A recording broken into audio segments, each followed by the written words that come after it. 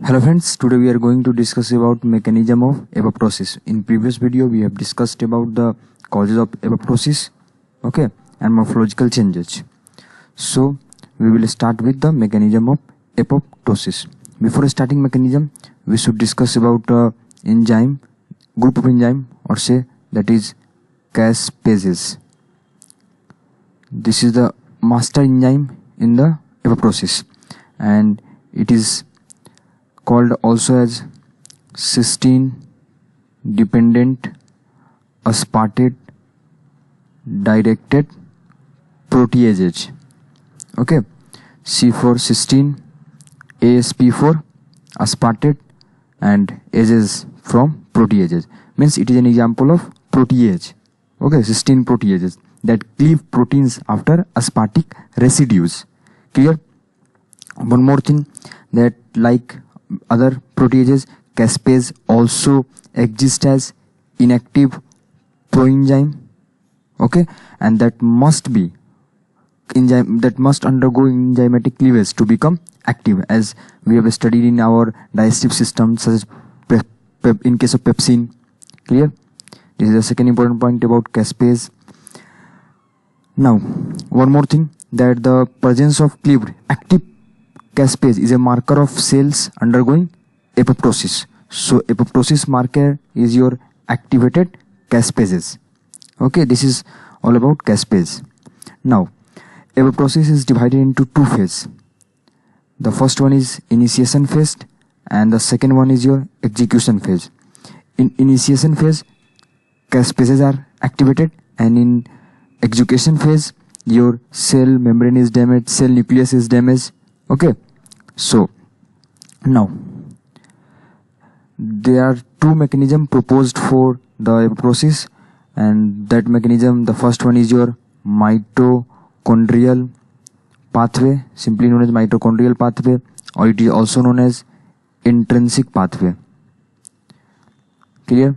And the second one is your death receptor pathway. So these are the two mechanisms behind your apoptosis. So first we will discuss about mitochondrial pathway of apoptosis. Now the mitochondrial pathway of apoptosis is due to, the first reason is increased permeability of mitochondria. Okay, increased permeability of mitochondria is the main reason for the activation of the mitochondrial pathway of apoptosis. And once the permeability of mitochondria is increased, it will release some proteins that will cause apoptosis. Okay, increased permeability, release of some proteins that will cause apoptosis. Now mainly there are, first we will discuss two groups of proteins, then we will again come to the mitochondria. First we will discuss about two groups of proteins, that is, one is your anti-apoptotic proteins. Okay, this is against the apoptosis process, and some proteins are pro-apoptotic, means supporting the process of apoptosis. So what are the anti-apoptotic proteins? So these are belonging to the group BCL2 or BCLXL or MCL1. These are the groups of anti-apoptotic proteins. Clear? And these proteins reside in the outer mitochondrial membrane as well as the cytosol and ER membrane. Clear?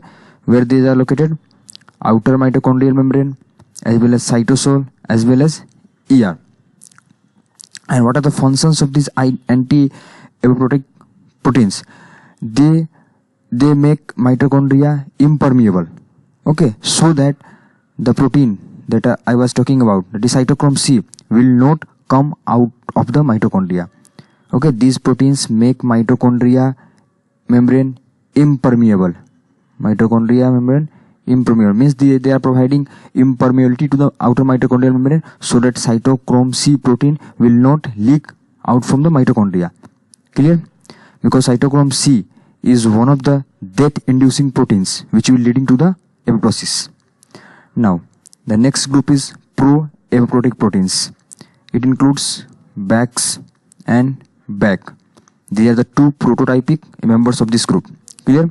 Now, upon the activation of these proteins, okay, these proteins when activated, then it will oligomerize within the outer protein and promote mitochondrial permeability. Means it increases permeability of the mitochondria.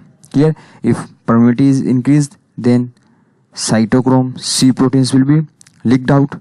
Okay, and if cytochrome C protein will be leaked out, then it will cause apoptosis.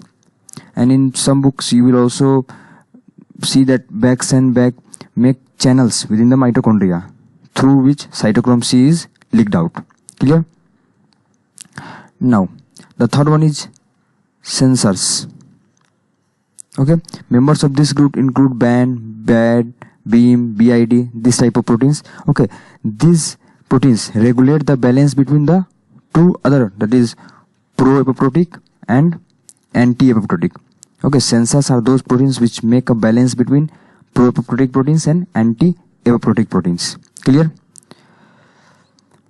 Now, what is the conclusion of this study? That is, if pro-apoptotic proteins is activated, then cytochrome C will release from mitochondria and it will cause apoptosis. Okay, and if anti-apoptotic proteins are activated, then cytochrome C will not be released because it is providing impermeability to the mitochondrial membrane. Okay, and if cytochrome C is not releasing, along with cytochrome C, other death-inducing proteins also get released into cytosol. Okay, then there will be no apoptosis. Okay, now when these proteins will be activated or when these will be inactivated, so going to discuss that. So growth factors and other survival signals stimulates the production of anti-apoptotic proteins. Okay, if growth factor and other survival signal stimulate the production of anti-apoptotic proteins such as BCL2, okay, and thus preventing leakage of death-inducing proteins from the outer mitochondrial membrane. Okay, thus preventing your apoptosis. There will be no apoptosis.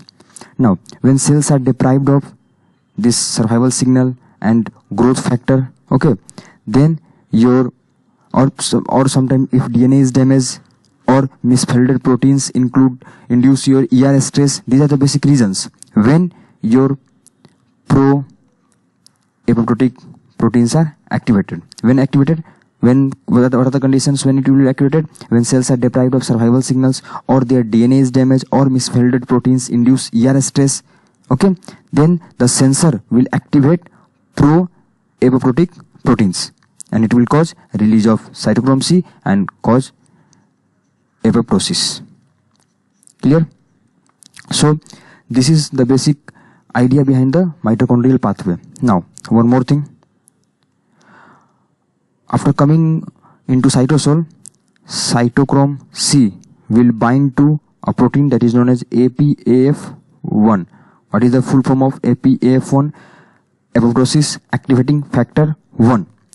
Okay, cytochrome C will bind to this protein and will form hexamer, like a structure. Okay, that is hexamer structure, which is called apoptosome. And this apoptosome, this complex binds to caspase 9 molecule. Okay, caspase 9 molecule and activates it and activate caspase 9 by cleaving. Now activated caspase 9 will activate other caspase and leads to an auto amplification process. Okay, once again I am revising it. Once released into cytosol, cytochrome C binds to APAF1, which forms a wheel-like hexamer that has been called as apoptosome. This complex is again binded to caspase 9. Okay, and it will activate, some enzymes will activate caspase 9 molecules and setting up an auto amplification process. Clear? Now this caspase 9 will activate some other caspases which will cause execution. Clear? Which will cause execution phase, which we have discussed. This is the initiation phase, activation of caspase 9. Now one more thing which is helping in this, that is other mitochondrial proteins such as SMAC or Diablo. It also enters cytoplasm where they bind to and neutralize cytoplasmic protein that functions as physiological inhibitors of apoptosis, that is known as IAPS. Okay, so these proteins will just neutralize cytoplasmic proteins that are physiological inhibitors of apoptosis, that is known as IAPS. Clear? What is the function of these proteins? These proteins block activation of caspases. Okay, IAP just block activation of caspases. So these proteins block this. Okay, inhibit this. So IAP is not able to block activation of caspases. So caspases will be activated. Okay, so this also play a role in your mitochondrial pathway of apoptosis. Clear? Now, once there will be activation of caspase 9, then it will activate several other caspase, that is caspase 3 or caspase 6. Okay, that will cleave once activated, that will again activate your DNases or proteases that will cause lysis of different proteins and nucleus. Clear? Now, coming to the extrinsic pathway, that is death receptor initiated pathway of apoptosis. So the basic definition of this is this pathway is initiated by engagement of plasma membrane death receptor. As the name is self-indicating, death receptor initiated pathway means it will involve some types of receptors. Now, death receptors are members of TNF receptor family, T1 necrosis factor receptor family, that contains, important is this, suppose this is your cell membrane, okay, and this receptor family contains cytoplasmic domain. Clear? This is your cell membrane. So the part of proteins such as like this structure type, okay, that is inside the cytoplasm, these are the cytoplasmic domain, okay, which will involved in protein-protein interaction, that is called death domain, because it is essential for delivering apoptotic signals. This is cytosol portion which is going under apoptosis, okay, and this is the cytoplasmic domain.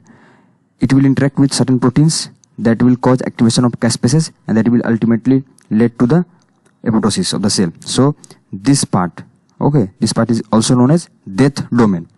Clear? Now, the best known death receptor are the type 1, I am writing here, type 1 NFR1. Okay, this is the best noted receptor. Now, moving from more detailed mechanism. So this is your cell membrane, clear, and this is your receptors, TNF receptor, suppose this is your TNF receptor, clear, okay, these are the TNF receptor. Now, suppose at first this is one receptor, okay, this is your cytoplasmic, this is the death domain, and this part is known as FAS receptor. So when a ligand binds to this receptor, that ligand is also known as FAS ligand, okay, FAS ligand bind to the FAS part, and once one receptor is activated, okay, it will attract other receptors and will make a group of 3 to 4, okay. So once FAS ligand is bounded to this FAS receptor, it will attract different TNF receptor, okay, this is showing aggregation of the receptors, and once it aggregated, okay, I am again repeating, the ligand for FAS is called FAS ligand, okay, one more thing, this FAS ligand is expressed mainly on your T cells, okay, this is expressed on T cells. So FAS ligand is expressed on T cells that recognize self-antigens and on some cytotoxic T lymphocytes also, okay. Now, when FAS ligand bounds to FAS, 3 or more molecules of FAS are brought together and their cytoplasmic death domain form a binding site for an adapter protein that also contains a death domain and is called FADD. So this will make a complex that will attract another group of proteins, okay, and that proteins will bind with this death domain, that is FADD, that is FAS associated death domain, okay. FADD that is attached to the death receptor in turns bind to, suppose this is your FADD. Okay, this is your FADD, and this will again binds to caspase. Okay, that is caspase 8. Okay, this FADD is binded to the caspase 8. So FADD that is attached to the death receptor in turn binds an inactive form of caspase 8 again via that domain, and after that this caspase 8 will be active, converted into active caspase 8. Once this caspase is activated, it will cause activation of caspase 3 and caspase 6, which will again activate your DNases, which will cause lysis of enzymatic lysis of the cleavage of the DNA molecules and different types of proteins. Clear? One more thing here, that this pathway of apoptosis can be inhibited by a protein which is known as FLIP. FLIP protein can inhibit this extrinsic pathway. Clear? Which binds to procaspase 8 but cannot cleave and activate the caspase. Okay, once FLIP binds to procaspase 8, it will not allow the cleavage of the procaspase 8. Okay, so this FLIP protein can inhibit this extrinsic pathway of apoptosis. Clear? Now I am once again revising the whole in a very short. Okay, suppose any cell injury, that is any growth factor withdrawal or any DNA damage or any, I am writing here, suppose growth factor decrease or DNA damage or protein misfolding, that is also causing ER stress.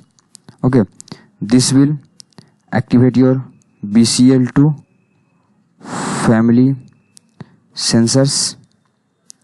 This BCL2 family sensors will activate BCL2 family effectors, that is they are the pro-apoptotic proteins, and this will cause release of cytochrome C release will be there and will cause activation of initiator caspase, that is okay, and this initiator caspase will activate your executioner caspase, and this executioner caspase will do two things. It will activate endonuclease, okay, and it will also cause breakdown of cytoskeleton proteins. This is the mitochondrial pathway. Now death receptor pathway. So this is a receptor ligand interaction, and the Fas ligand bind to the receptor, that is Fas. It will cause activation of initiator caspase, then this initiator caspase will activate education caspase, and then same endonuclease and breakdown of cytoskeleton. Okay, so this is all about your apoptosis mechanism. So thank you for watching.